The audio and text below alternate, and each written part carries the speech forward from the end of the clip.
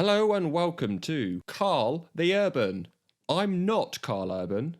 And regrettably, neither am I. This is a podcast about the works of Carl Urban, particularly the films and television shows based on comic books. That's right. This week, in our continuing quest to consume every piece of Carl Urban content available, we're watching 2017's Thor Ragnarok, And we're reading Marvel's Planet Hulk. which was written by Carl Urban.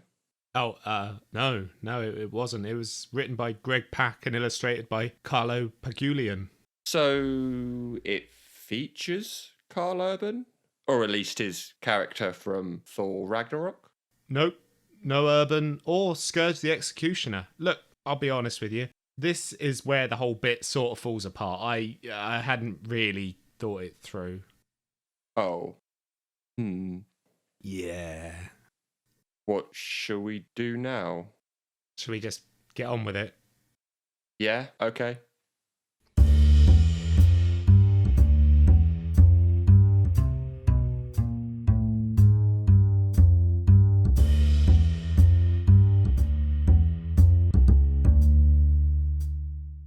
Shall I just go straight into the preamble? Yeah, let's just start there. You go straight into the preamble. Directed by Taika Waititi, Thor Ragnarok is a 2017 Marvel movie about the titular character teaming up with the Hulk, Valkyrie, and his brother Loki in a quest to stop his evil sister Hela and the impending destruction of Asgard. Dun dun dun. Iain. Yes, hello. You, I know, have seen this film before. Yes. And we will start, as always, with opinions. What are your thoughts of Thor Ragnarok? Thor Ragnarok. Yeah, I think I've seen it 4 or 5 times, probably more.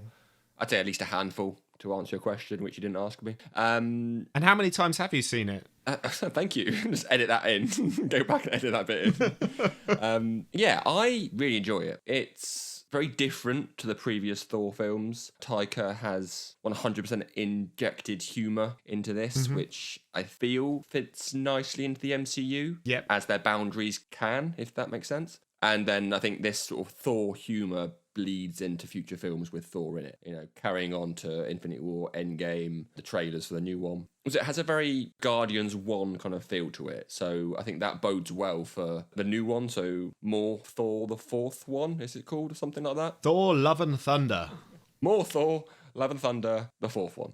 Yeah, I mean, as I said, it's one of my favourites, which is good. I do feel like the humour, there was a fair bit of slapstick humour in this. Maybe a bit too much. I mean, for example, the get help scene, I do find funny in the way that it's shot. I do like it. Yeah. But I think the humour can be a bit over the top and maybe a bit too much. Okay. But yeah, yourself? I mean, your first sort of overall views of this? I really like this film. I would say it is one of, if not possibly, my absolute favourite MCU film. Ooh, I know, I was not expecting that. Yeah, it is just hugely enjoyable. It is a film that remembers that comics can be goofy and funny and fun, and that's okay. And things can be cool for the sake of being cool, and you can put Led Zeppelin on the soundtrack for no apparent reason other than it will create cool images when Thor does a barrel roll into some zombies. Yeah.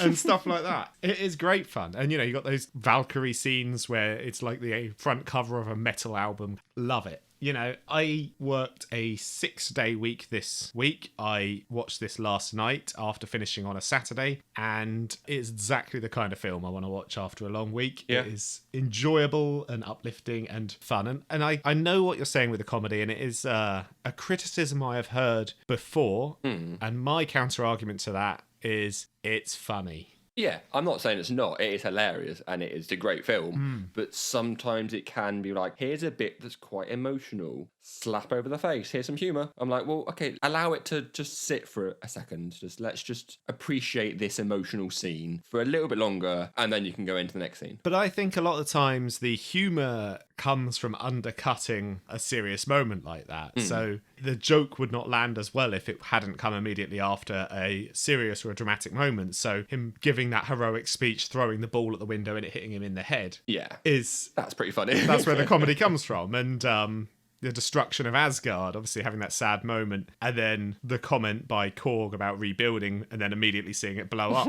I think those parts are just, the jokes wouldn't land in the same way if you didn't have those little serious or dramatic moments. That's the way I look at it. Not that the comedy is undercutting the dramatic moments, but the dramatic moments are setting up for the comedy. Yeah, I think this one, it works well with both sides of it. Here's some humour, here's some more serious points, and you get humour from the seriousness, which other MCU films can't think of any to mind, but they have too much sort of humour, I guess. And that's why I was saying that it fits well into the MCU world, if you will, or the boundaries that you can do for an MCU film, which I think the humour of this film sort of carried the MCU forward a bit. Yes, and I think, like you say, the comedy, certainly Guardians of the Galaxy is a bit of an extension of that, but it's very much Taika's own thing. It has got its own style of humour that he brings to this and style of directing. I think with some of the other MCU films where they don't find the right balance is because the humour is, you basically have two things, which is a problem levied at a lot of the Avengers and those big ensemble pieces. You have humour or you have advancing the plot. Yeah. Whereas here, the humour seems to be relating to the characters more, as opposed, it's advancing the character development, but also along with those humorous moments. But it's not just one or the other. It's not, we're going to stop doing that for a few quips, right, back on with it. Yeah. Because it runs throughout, because it's intrinsic to the whole story, I feel that it works a lot better here. It's like it's been written with that in view, rather than just being like, and then they have this action beat, and then this action beat, and then someone comes on afterwards and puts a script to it,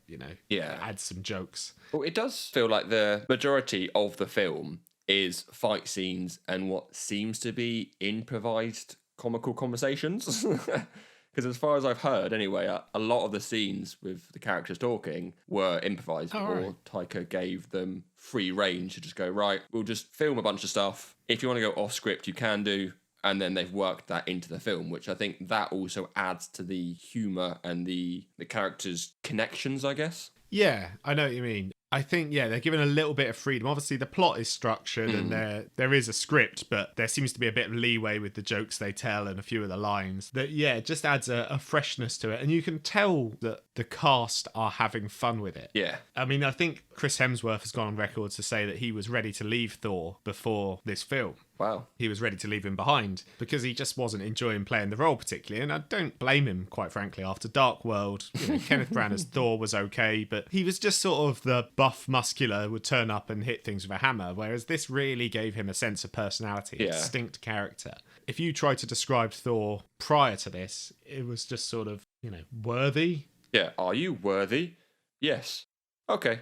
Yeah, and once you've done that plot line is whether he's worthy or not, what is left of the character? Whereas I really think that, Taika's direction that he took with the character and Chris's really breathed a lot of life into it and has meant that he's been in, 2 films since this. He's due to be in another one coming up. It's given it a new lease of life. I do like that he's the only of the original Avengers, if you will, that have a 4th film. To just find that quite amusing that, especially after Thor 2, everyone's like, no more please. He's fine in the Avengers films and that's about it. Yeah, well, that's it. It really reinvigorated the franchise. And I think with the amount it packs in, like you said, there's loads of action in here, loads of different settings, places, different people, supporting characters. But it's also having to springboard this new version of Thor. So it's almost like its own origin story. Yeah. It's practically an origin of this new character who is being born out of the old one. Yeah. I've not really thought about it, but I think you could probably show this to someone who's not seen any of the Thor films and they still understand it and enjoy it. Because you've got enough... Well, the opening scene is just him talking to a skeleton and just a huge exposition dump. Yeah. Just right at the start, which is funny, but it's also exposition, which, I mean, we've got our opinions on that, but I think in this it works. It's just, you're straight out the gate, it's a new version of Thor, here we go. Yeah, I also think it helps because clearly the MCU set up for one thing. At the end of Age of Ultron, he was off to find gems or whatever it was. And clearly that isn't what Taika and Hemsworth wanted to do with it. So you basically have Thor at the beginning of this film say, I went off and did that for a bit, it didn't really work out, didn't find any, and now I'm doing this. Yeah, and done. You can just then go, right, well, that's filled the gap between Ultron and this. Now you can forget all about it, and we're telling this story now. Yeah, I was really excited to move away from TV shows because the last two episodes, Boys and the Umbrella Academy, Yes. to move away from these sort of like team up programs, if you will, and then completely forgot that this is a team up film Yes. with cameos. Yeah. I'm like, oh yeah, it's Thor, it's Hulk, great, fun times ahead. And then you go, well, actually, you got Valkyrie, you got Odin, you got Loki, you just a whole array of characters. Doctor Strange. Yep, Strange turns up, which I do like that we've come off the back of the last film for Marvel we did was Doctor Strange. So now we get to watch the post-credit scenes again. Whee. Just a longer version. Yeah, no, I think you're right. There's this huge ensemble cast, actually. And, you see a lot of Taika's regulars cropping up in cameos. The whole play scene in Asgard with Loki's play where you've got Chris Hemsworth's brother playing Thor. Yeah. You've got Matt Damon playing Loki. And you've got Sam Neill playing Odin. I thought amazing. I know, amazing. First time I saw that was hilarious. But Sam Neill had been in Hunt for the Wilder People, one of Taika's other films. So they've got a pre-existing relationship there. Really good film if you haven't seen it, by the way. You should definitely watch it. I have not. It stars the kid from Deadpool 2, Fire Fist. Oh, yeah. Okay, yeah, I have heard of it. The thing that you probably know about, but the listeners probably have come to learn, is that if it's a good film and it's fairly new, I haven't seen it. If it's a shite film and it's, regardless of how old it is, I've probably seen it. Yeah. It's not even that new. It's been on Netflix for a long, long time, or Amazon. It's on one of the streaming platforms. Go and watch it. Well, I still think new is the last 5 years, so I think this is still fairly new, but it was 2017, for Christ's sake. Well, that's it. I don't think Hunt for the Wilder People, it was before this, so yeah, that's even older. Oh, fair enough. Yeah. But yeah, I mean, you've got also very funny roles. Jeff Goldblum turning up doing the most Jeff Goldblum thing he can possibly do. I mean, I can't think of a single bad appearance of Jeff. Yeah. He's a great actor, in my opinion. He's so funny and just great. And I would recommend his series on Disney Plus, where it's just a documentary style. I think you're the one who actually told me about it in the first place. Yeah, it's really good. And now there's 2 seasons of it, so go watch that. He just sort of wanders round being weird at people and being a bit eccentric in front of people, trying to explain like genes to him or something. It is, yeah. Okay. It's just Jeff being Jeff. I mean, he's been in some bad films, Yeah. but he's never bad in them, I always find. But he is very much a humorous presence here and excellent. And clearly they've allowed him to just go wild with it, which is great.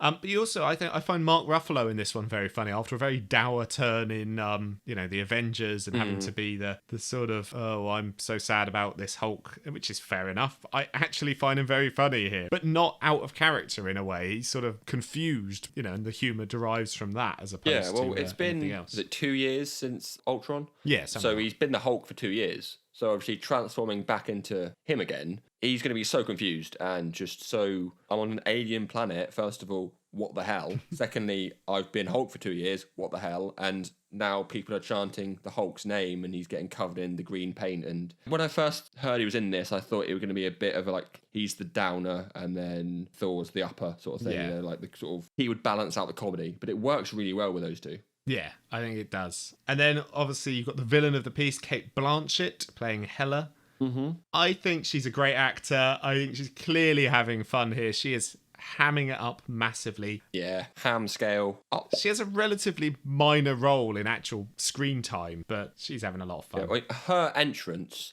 fantastic. First of all, she turns up, she smashes Thor's hammer, and then she goes off to Asgard and kills, I want to say the Warriors 3, is that what they're called? Yes, it is. Which they were just done completely dirty in this film. She turns up, kill.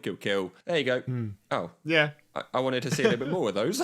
Whoops, what a shame. I believe they call that jobbing. Jobbing. I believe it's where you have a new character turn up, kill off or defeat a previously established character, and it immediately enforces the idea that this is a threat. Okay, sort of shows how powerful she is, effectively. Yeah, so kind of like at the beginning of Infinity War, how Thanos turns up and beats up Hulk. Yeah, okay, I get you. The first thing we see him do, yeah. I do quite like that, well, I say it's quite bad, how her appearance and her story paints Odin in a very sort of a bad light, I guess. And it was very Shakespearean, I guess is the term, the firstborn coming back to take the throne, Hamlet, I guess, or The Lion King. There you go.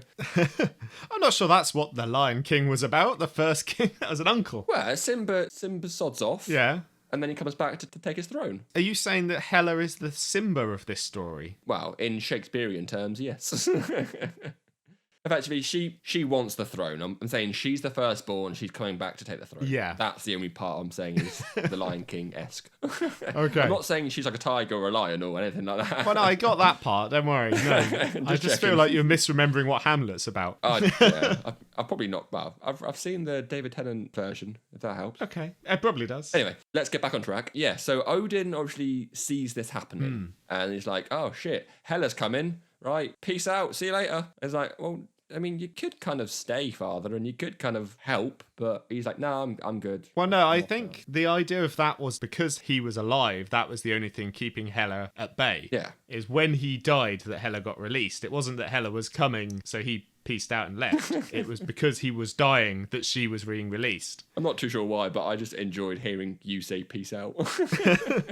But yeah, also, you're right about him not looking good, because there is a subtext here about colonization, and the British Empire. Not surprising, obviously, Taika Waititi is Maori, I believe, is of Maori ancestry, and as such, he has roots to colonization and British colonization, and this idea that the British Empire did a lot of shitty things, and then came in and sort of, Hela has a line here, looking up at the mural on the ceiling and says tea parties and peace treaties. Yeah. That isn't what it was like. Yeah. Knocks it all down, and you have a conquering Odin who's now ashamed of his past, which is reminiscent of the British Empire. Yeah, you hide away all the seediness and the dirtiness, and then you go, right, this is what happened. We all got together, all held hands, and shared a can of Coke. Yeah. Whatever that advert was. And we brought enlightenment to all these places. Yeah, exactly. Yeah, Odin does have one of the best lines, which is, "Are you Thor, the god of hammers?" I thought, yes, he's not the god of hammers. Yes. You're correct. Why are they taking 3 films to point this out? I think his best line is where he goes, "Oh, shit."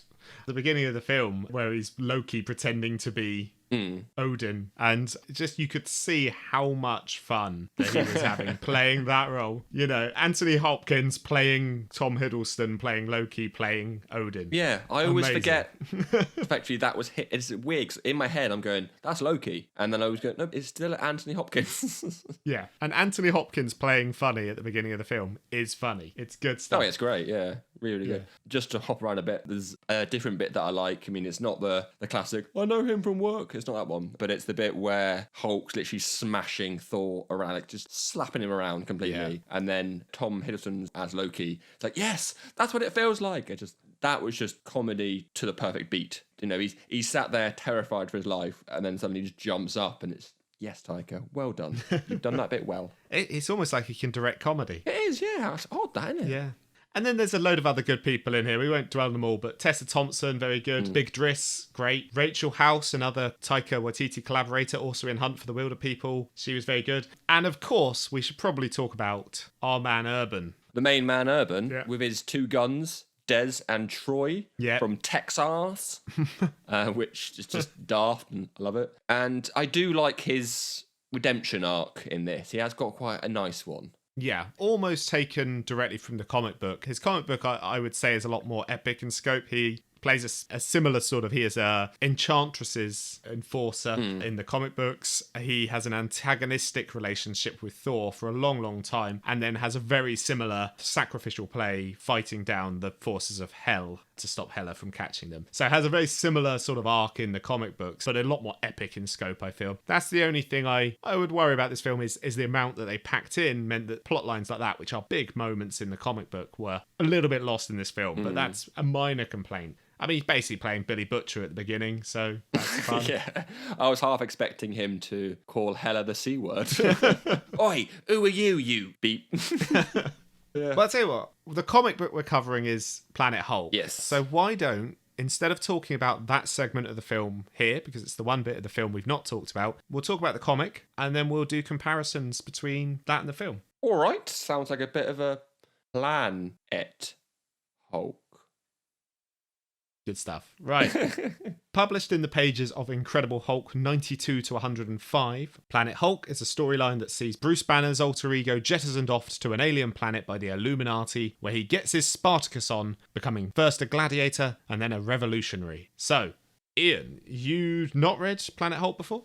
That is correct, Squire. I have not. So how familiar were you with the plot here? Well, I'd seen the Planet Hulk film, the cartoon version before, so I knew the basics. Mm-hmm.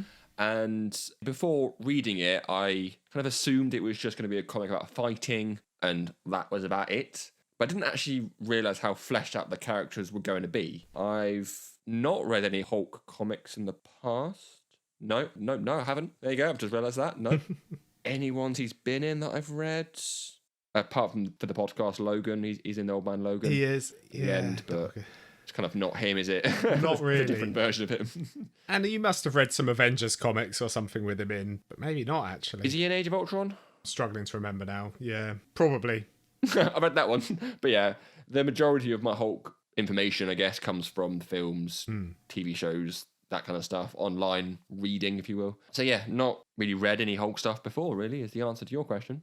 That's a shame, because for my money, he is one of the more consistently written characters in terms of actually really good runs. You know, you have Peter David's run, Pac's run, which we're talking about as this is a part of it, and also the recent Immortal Hulk. Yep. And Thor, actually, is one of my favourite characters in terms of comic book runs that I've read from Marvel. Thor and Hulk are two of the more consistent ones, and ones I've read more of than any others. Obviously, there's been Captain America runs I liked, and there's been Iron Man runs I liked, but the characters themselves never really did it for me. I think maybe that's why I enjoy the film a bit more as well, is because I already have an attachment to these characters. Yeah. But what did you make of Planet Hulk then, reading it for the first time? As I said, I thought it was just pure punch, fight, but these characters, they are fleshed out, and it's actually quite a gripping storyline.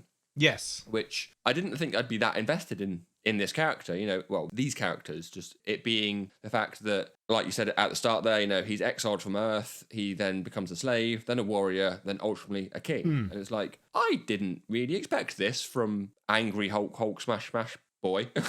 Yeah. It's like, as I've just called him. This is the thing, isn't it? Is the big influences here are clearly, Spartacus, and by extension Gladiator, but also John Carter of Mars by Edgar Rice Burroughs. And even though this is a book featuring one of Marvel's best-known superheroes, it's not really a superhero story. It's a high fantasy swords and sorcery story with a sort of sci-fi veneer. Yeah. But it is very much swords and revolution and slaves and epic sort of fantasy. Yeah, I mean, I know that you said there was a whole colonialism. Can't even say that word. No? The one that you'll say for me right now. Oh no, you suddenly developed a stutter. It's contagious. No, run away.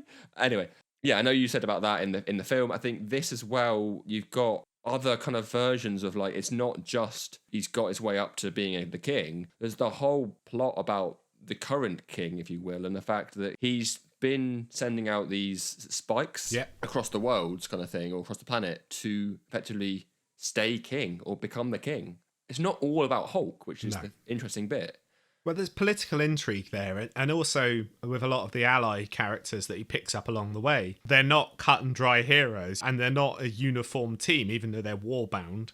You have characters who clearly don't like each other because they're from either side of the political and racial divide. You have characters who believe in full-on scorched earth retribution, and you have other characters who are believing in rebuilding and trying to forgiving essentially the Imperials who have profiteered for so long. And so, you have these different viewpoints amongst this warband. And I think that's what makes it more interesting, more than just what it could be, which is a sort of funny storyline where Hulk goes off planet for a bit before coming back, resuming the status quo. Yeah, which when Hulk left the planet Earth, that planet, the planet Earth, that one? That planet. That one, the planet, the Earth. That one. Yeah. When Hulk left Earth at the end of Ultron, because I knew the kind of start of Planet Hulk, I thought, well, they're going to go for a Planet Hulk kind of route. And then it just happened to appear in Thor 3, which I thought that's a interesting team up, but okay, I'll watch it, and it's bloody great. It was great, yeah. So I thought they worked in that leaving Earth quite well into the MCU, but the exile-ness from the Illuminati, I would want to find out more about why that happened. Yeah. So I'd probably go back and read something. There was a major destructive event, but you don't actually need to go back and read that necessarily Yeah. to understand the gist of it being that the Hulk is deemed to be a big enough threat that the Illuminati would rather have him off planet. Yeah. The Illuminati, for those listeners listening who are unaware, is a group of the world's smartest men, including Reed Richards, Doctor Strange, Black Bolt, and Tony Stark, who decided to take sort of measures into their own hands to begin policing the world from behind the scenes, with predictably shady results. And obviously one of those things they do is jettisoning Hulk off to another world. Now, you said, obviously, it turned up in a Thor film, the storyline. The first 4 issues, I think, maybe 4 to 6 issues of this, almost could be a prequel to Thor. Yeah. There's Hulk arriving on planet, there's getting captured, there's working his way up in the arena to the champion level. And at that point, you could jump over to Thor. What's different, however, is obviously in Thor comes in and almost steals the storyline from Hulk. So in Hulk's storyline, in The Incredible Hulk here, we have Hulk becoming the hero, the one who's going to help people, the one who's teaming up with Korg and Meek and characters like that. Whereas all of that plotline in the comic books comes from Hulk. So, shall we talk about the differences between the film and the comic? Yeah, just before we do, a character I was very, very surprised that appeared in the comic was the Silver Surfer. Either I didn't know this, or I did and I forgot it. Because like I said, I'd watched the Planet Hulk cartoon film before. So I was expecting someone else that we'll talk about later on. Well, we can talk about it because this is what my point was going to be about the differences between, because the scenes that we get that are replicated from the comic book are all relatively early in the run. And the major one is the arena fight scene, which across 3 different medias has either been Thor in Thor Ragnarok, Silver Surfer, as we get here, Planet Hulk. Yes. Or Beta Ray Bill, as we get in the animated version. That was my point. That he got changed. That's it, yeah. So in this version, it is Silver Surfer. And now Silver Surfer is an interesting choice because he's a lot more of a cosmically powered character. So there's this idea that if he could get captured, something is up. Yeah. You know, this is a big deal. Beta Ray Bill and Thor are also powerful characters, but the Silver Surfer is sort of another level. On the scale, Silver Surfer's up there, not down there. Yeah, and you don't really get, like, the leader of the world, almost, or the whole planet, is this character called the Red King, which he's been replaced by the Grand Master in the film. But I never really got the sense that the Grand Master was, like, the owner of the planet. I thought it was just, like, hierarchy almost, and not so much a king, just sort of like owner. It's odd. Yeah. But with the Red King, you really feel like he actually owns the whole planet and he has control over a lot of things, like a lot more than the Grand Master would. He's very much a tyrant as well. Yeah. In the film, people almost celebrate with the Grand Master. They enjoy his bread and circuses, but with the comic book, you've got a tyrant king who should be overthrown by all rights. And like you say, who's been using a sort of zombie-like plague, the spikes, to make himself look good almost, to give an external threat that he can come in and defeat from time to time, and reinforce the need for him to be the leader. Yeah. Oh, actually, you said at the end of our last episode that Thor does not appear in this comic book. Yeah. I was going to bring this up. And you were mistaken, sir. I was. He is in a flashback. He is in 4 pages. Yes. Probably not even that. He is in a flashback of Korg's backstory, which I forgot about. So you're right. Yeah, he is. He appears because obviously Korg's race, the Cronins, turned up in Thor's, I think it's Thor's first ever story. Oh, in the comics. In the comic books, yeah.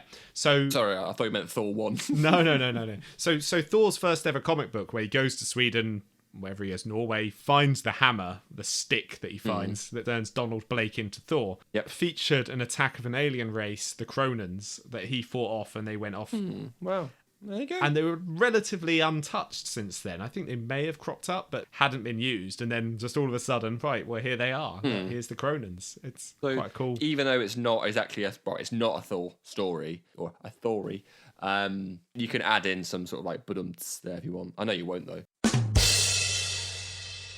Yeah, even though it's not a Thor story, there are a lot of Thor elements or these sort of crossover bits, I guess, that are in the comic. Yeah, I mean, Korg is the main one. And speaking of, we should probably talk about the differences between Korg in the comic and Korg in the film. Yeah. And Meek, I suppose, as well, Yeah. who also features quite prominently. So, yeah, I mean, were you surprised by their representation in this comic? In the comic, yeah. So, I mean, I know that Korg is voiced by Taika in the film, and like we said before, he's someone in the film that enjoys his role. He's just having fun with it. It's great. Yeah. And then you got Meek, who doesn't say anything. He's just a bug with swords, pretty much. Yeah. But then in the comic, Meek becomes a lot more powerful than Korg does. There's the transformation, there's the word, like he goes through a... metamorphosis. That's the word that I was trying to think of. Thank you. Yeah, so he powers up almost and just becomes more powerful than Korg was, and then becomes the king of his race, which that's a nice little odd subplot, I guess. Well, he's a lot more of a character, certainly. I mean, he is almost like the secondary character in this story, and one with his own drives and ambitions. And Korg is very much I'm a Cronin, I'm very strong, and he has a little bit of backstory and a little bit of... when he has to fight his brothers, for instance, is an emotional beat. But generally speaking, he's a lot less of a character than Meek is. Yeah. So I thought it was very interesting that they completely flipped that for the film. Yeah, I don't know why. I mean, to be honest, it would be quite nice to have some backstory. But then I guess in the film, obviously Hulk meets these characters, they become warbound. Comic, I don't know what I said. In the comic, they meet each other and become warbound and whatever, where in the film it's just like Thor meets Korg and Meek and that's it. And he sort of meets them and then just leaves them there, yeah. And then they get released and then they turn up at the end, but it's not like they form a particular bond. I'm guessing that happens in the 5 years. Yeah. We did speak about the humour in the film earlier on. I mean, this has got a bit in it as well, maybe not as much as the film, but especially with Meek continuously misunderstanding certain Earth words or phrases, have a sandwich. What's a sandwich? Or what's a date? Just constant joke over and over again. I'm like, right, just, all right, we get it. Like, stop it. Meek's a character that started as the comic relief in the comic book. And then obviously when he undergoes his metamorphosis and becomes the king of the alien race, the bugs, he becomes a lot less comedic and he becomes more serious, and that's a trend that carries on, is this idea that you've got quite a comedic character that's becoming increasingly dark because of the events around him. And he has a very nice arc, in not just in this but also after this, taking him from sort of a lovable character to a lot less likable character as he becomes more bloodthirsty. Yeah, because he is quite like, Meek's scared, Meek hide, Meek run, and then suddenly he's the king of the bug race. And I'm pretty sure they've got a name, the bug race. They do. I can't remember what they are. He's also the one who's firmly in the opinion that they should basically just kill off the Imperials, and any supporter of the Empire should be executed. And it comes from an understandable place because his race has been subjugated and enslaved, but it also, from a character who has to that point been quite likeable, it is quite hard to get behind. There's also Eloise, I think, is the other character, who is also the Imperial, who is just a bit of a brat and annoyance, and essentially she's a hero character. She's on the good side, but she keeps doing things that are stupid. Stupid, but also just kind of like morally wrong, and it's all because she is brought up from a position of privilege and power, so she doesn't see the bug people as full people because she's been raised to think of them as slaves, and as such it's one of these things where you're like, well, she's essentially a hero and she is on the side of good, but she's not a fully good person. I think that's what the comic book does well, is balancing those different personalities and not making it as cut and dry as here are the good guys and here's the bad guy, even if the bad guy is really, really bad. I mean, I think this comic book, as you probably tell, I do really like this comic book. It came out firmly within the era that I was reading everything Marvel. All of it. Yeah, pretty much. In Pax run of comics, I really like this one. I read it all the way through to the end of Incredible Hulk, which he wrote after World War Hulk. Which is where Hercules takes over the storyline and Amadeus Cho. I just thought you misspoke. Actually, just on that note, does Planet Hulk lead into World War Hulk? It does. Or is there stories in between? No, almost directly in. So the ending of Planet Hulk, which obviously in this Planet Hulk, the comic book, is a lot darker than we get in the film version of Planet Hulk and Thor Ragnarok. Yeah. It's a lot darker than the ending than we get in either of those. And so it leads directly into World War Hulk, and a lot happens in the 12, 13 issues. It is very epic in scope, and I think perhaps at times a little bit too epic. Yeah, I wouldn't say they've bitten off more than they can chew, but it is, I said, it did surprise me about how far it went almost. And there's a certain point where he kind of wins, he's now the king, and that's it. If I'd stopped there, I thought, well, that's a nice sort of run, I guess. But then you get the couple more at the end, you're like, oh, okay. It's going that way, is it? Right. Interesting. Yeah. And also, like, there's the Revolution, which there's a couple of bits, it's about 4 issues, the Revolution. And there's some really key events that are sort of condensed down to a splash page or a couple of pages. And I kind of feel like I could have easily read 2 or 3 more issues of those events. I could have had more depth into this world building and character building. But clearly they only wanted Hulk off-world for the period of about a year or so. Yeah. 1 a month, 12, 13, 14 issues. And they had to work on the basis that they were going to be going into World War Hulk. Yeah. So I feel like some of those items, some of the things that happen on World are a little bit truncated in order to get Hulk back to Earth. But I mean, overall, I still think it's a very good story. Yeah, and actually, just on that note, because the more we talk about things, the more I go, oh yeah, that bit. So in the comic, his little spaceship shuttle explodes. I read that as that was the Illuminati, that was their plan all along, because effectively it comes out of nowhere. Or is that just like an accident because someone's pissing around with the controls or whatever they're doing, it blows up? Well, you would have to read on to find out. Is that explained in the future? Right, okay. Because, yeah, I literally just thought about that now. There's the whole thing about we're going to send you off somewhere that's... You'll be on your own, you can't hurt anyone, we can't hurt you. Nice. Yeah. And then, like, issue 12, boom! It's like, oh, hold on a minute.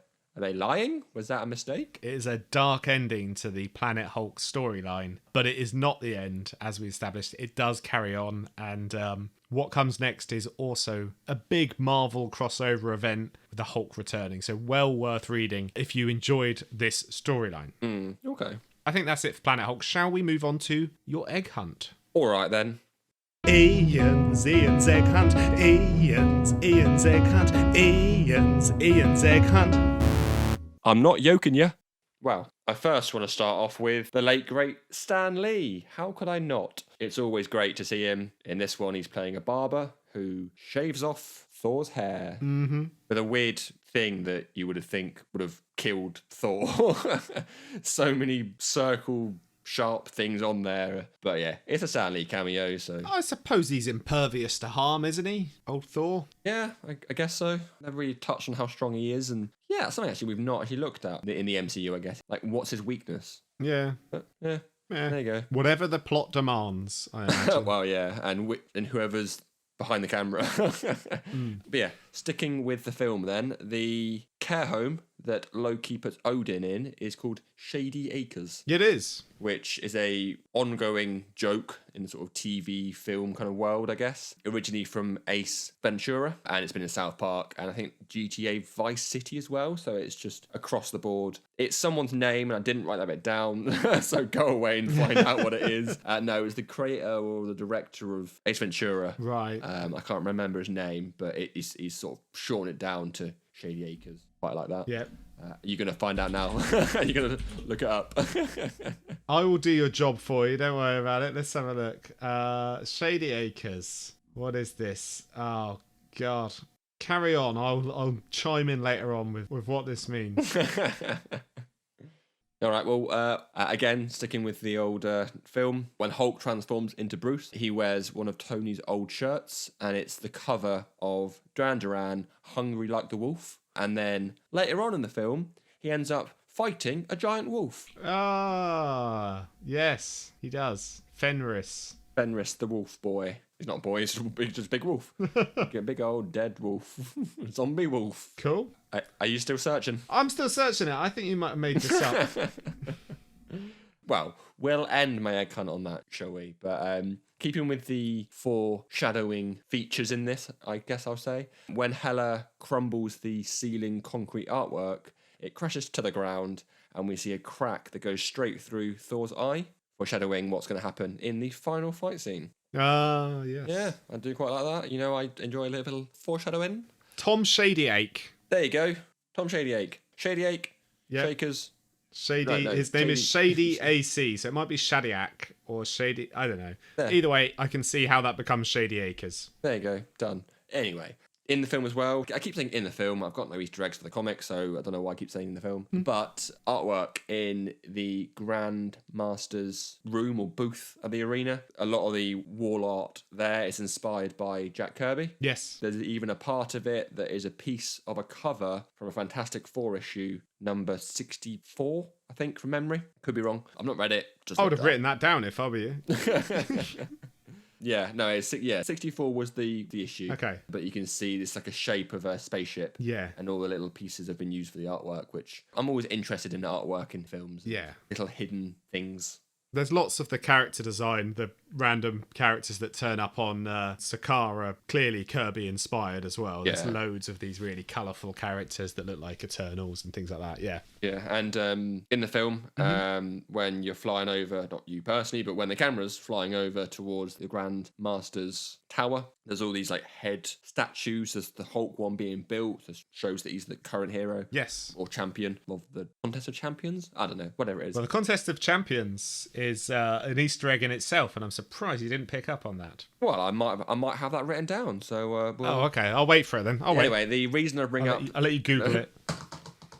the reason that I bring up the statues is because there's a statue on the left of Beta Ray Bill, which someone that we mentioned earlier on, and we'll talk a little bit more about him later on in the episode. I think all of those statues are Marvel characters, right? Yeah, I think. I don't know the rest of them. I think one's maybe Ares but I picked on Beta Ray Bill for a reason. Okay. Well, I remember you've got Ares. I think you've got Beast, and there's someone else as well. But yes, there's a few there. Okay, cool. I'll be honest, I did not have an Easter egg for Contest of Champions. Okay. Just by you saying that, isn't that a game on the iPhone or Android or whatever? Well, it is, but it's named after an event from the comic books. Oh, well, there you the go. Contest of Champions. So yeah. Okay. Yeah. Yeah, no, delicious eggs. Thank you this week. And let's go on to the conclusion. Just quickly then, your overall thoughts on the film and the comic book. What were they? So with the film, even though I've commented on it being a little bit too funny, I guess, in points, it is one of my top favourite MCU films, like I've already said. I would probably say top 5, and don't ask me what the other 4 would be at this point in time, because I don't know. And What would the other 4 be? I hate you so much. Well, Avengers would be in there somewhere. Yeah, like me the too. first Avengers would be in there. Maybe Iron Man, because it's a great film, started it all off. Guardians, always loved that film. Yeah. Yeah, I'd have to properly think, probably put a list together and work it out. Yeah. I think I'd have Winter Soldier in there. Yeah, not a bad pick. Anyway, Anyway. carry on. The comic book? The comic, a lot more interesting than I thought it would be. As I said, I was expecting a fighty, punchy comic, but then it's got a lot of heart, and if I wasn't such a heartless robot, there are points that it does hit you hard going, like there's a child that gets carried through a burning fire and then it just turns to ash. I'm like, wow, that's deep. Yeah. So yeah, it's a lot more interesting, a lot more in-depth than I thought it was going to be, which then I enjoyed it a lot more. Yourself on the old filmy and the old comic? Well, as I said at the top of the show, the film is one of my favourite MCU films. I find it endlessly enjoyable. It is very rewatchable, and I think it really rejuvenates a whole franchise, this Thor franchise within the greater MCU. Yeah. With regards to the comics, yeah, I really enjoy it. I think it's another great run of Hulk comics in a long line of great Hulk comics. I think that Pax Run is, this storyline alone, epic in scope, but also it just grows into so much more with World War Hulk and things like that. So this is not the end of the story. And, well, actually, I'll ask you, are you potentially looking at going on and reading more? Yes, You say this a lot. Yeah, I do this a lot, but I've wanted to read World War Hulk for a while, and I was pretty sure ages ago that this came first anyway. So now that I know that this leads straight into World War Hulk, it's something that I will probably have to pick up at some point. Maybe not right away. I've got a lot of other stuff to do. Because I enjoyed this so much, I think I will continue it and go into the World War Hulk arc. Great. And what was Kate's quick opinion of the film? She said, "It's all good, but Korg was the best part." Fair enough. A lot of people would agree. I will be honest, oh no, Doug's did, and piss off ghost are said regularly in our household. Like if someone drops something and I'll go, oh no, or oh God, all of hearing it in the other room is, Doug's did. It's just, it's said far too much in our household, but yet not enough. Well, the Doug's did line always reminds me of the, do you ever watch Flight of the Conchords? Yeah. You must have. Yeah, love it. When they're alley and they're like, he maybe did. Yeah, maybe he did, maybe he didn't. Great fun. Anyway, any other business? Yeah, we may have touched on it so far, but I have watched in the past the Planet Hulk animation. Have you? Fortunately, I have. Yay! For this how completely off the cuff. Any other business? How special! No, yeah. Well, I did watch it. I watched it immediately before watching Thor Ragnarok. So I did a double bill yesterday. Oh, before? Yes. I watched Thor, then the cartoon film, then I read the book. See, I did it in the reverse order. So that is probably not that interesting. So that is a fact, everyone. And it ain't a fun one. Yeah, just enjoy that fact if you can. If you can't, try harder. Right, tweet at us. What's more fun, my Easter eggs or Ian's fact? No one's going to tweet at us. So Planet Hulk, what were your thoughts on the animated movie? Well, obviously it's more like the comic than Thor is. Yes. Because it's not a Thor comic. Mm-hmm. With a few tweaks and changes, it's a pretty faithful adaptation of the story. There are bits moved around and shuffled and characters that you get more time to spend with in the comic, but the film does what it does. It's an hour and a half, hour and 20, something like that. Yeah. So it's very, very quick. It does sort of rush through a couple of things, but you get the majority of the main plot points, which I do find with these animated adaptations, if you will, you get a lot more of the comic storyline than you do in the MCU films, especially. Yeah. Saves on writing, I suppose. Yeah. Well, a lot of the time, the writers and the producers of the comic tend to work closely with the creators of the cartoon film. Yeah. Yeah. Do you like it? Enjoy it? Yeah, I mean, I've seen it once before, I think. And, I mean, my experience with these Marvel animated TV movies is that they tend to pale in comparison to the DC stuff. Yeah. Which I generally think is a bit better. But it's okay, yeah. I mean, the animation and character design is a little ropey at times, a little basic. I mean, you can definitely tell it was made on a budget. But overall, I think it's pretty decent. I think it's a decent retelling of the story from the comic book with a few changes. And I was actually surprised how hard they went at times with the death and violence that are present in the comic books, but you're not really used to seeing in Marvel animated things. So yeah, I thought it was enjoyable. You know, if you haven't got time to read the comic books and you've got an hour and 20 minutes to spare, you could watch the film and get the gist. But I think that the comic book is better. Yeah, I think that because I'd watched this years ago, so I knew the sort of plot points anyway. So that's why I watched it again before I then went to read. Yeah. But if I had the choice, if someone passed me both the book and the animated film, I'd probably read the book first and then watch the animated film. Yeah, and I just genuinely think the film is a lot more truncated. It takes a lot of the complexity out of the situations in terms of some of the characters. Yeah. And yeah, also it ends on a much more of an upbeat ending. Ends before the end of the Planet Hulk storyline, which is understandable for a film. They weren't going to make World War Hulk, but unless they did. I don't know. Maybe did they make World War Hulk? I mean, I don't actually think they did.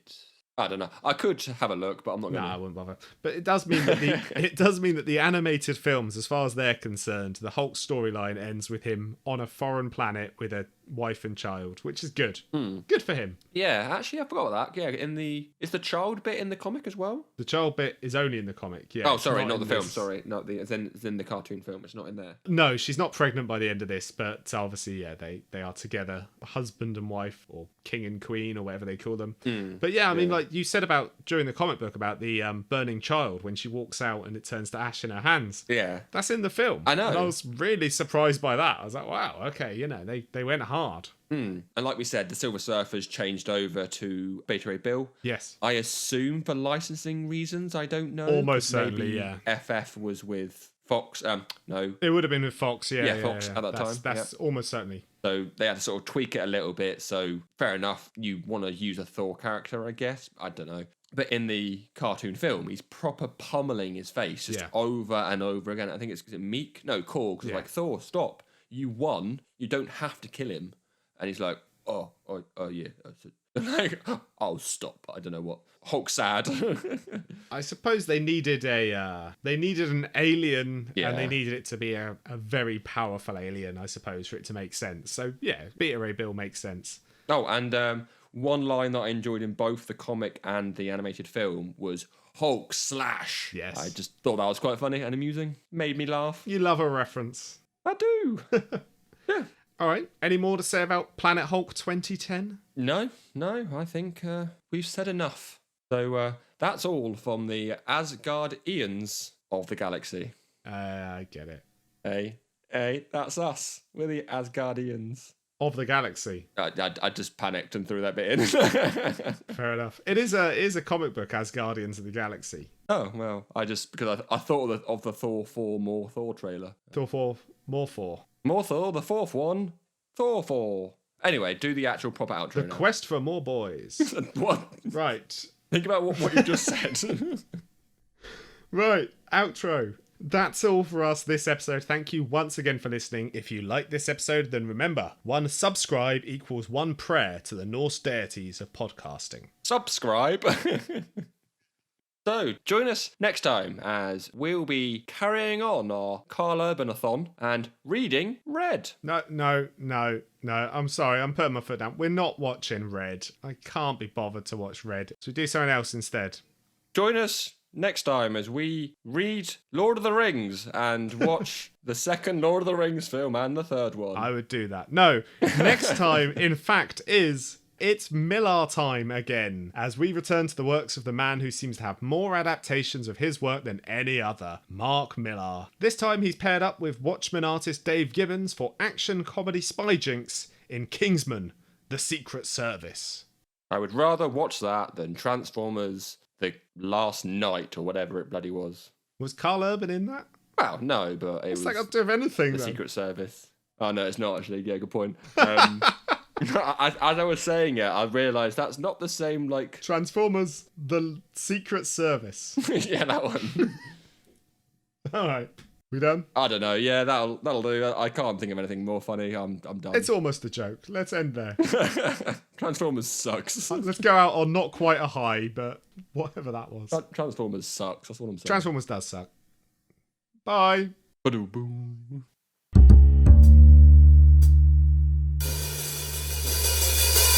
Ian, you've not read Planet Hulk before? 1 second, I'm just pouring a beer. I'll tell you what, I'm going to go grab a beer as well, and then we'll get on with this. Right, so I'm back. So, I'm right in saying that you've not read the comic book before? It's not a Thor story, or a Thory.